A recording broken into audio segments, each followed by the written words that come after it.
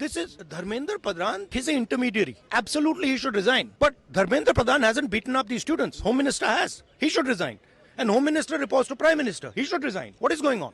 The point is that this is no way to treat the young people of this country.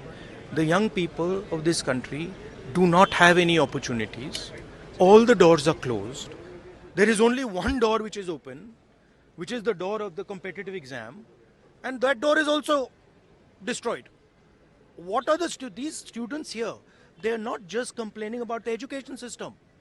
They are complaining about their future. They are saying that in this country today, because of Mr. Adani and Ambani, because of the RSS complete takeover of the education system, because of the pracharaks becoming vice chancellors of universities, we have no future. That's what they're saying. This is not just about education.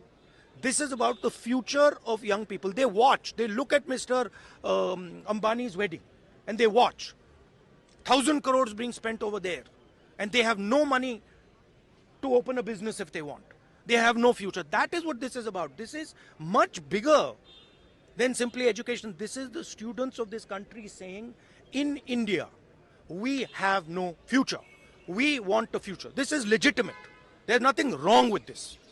And instead of saying that, okay, we are going to work to improve the education system, we are going to work to fix the testing system, Prime Minister, I don't know what he's doing. So that's the story.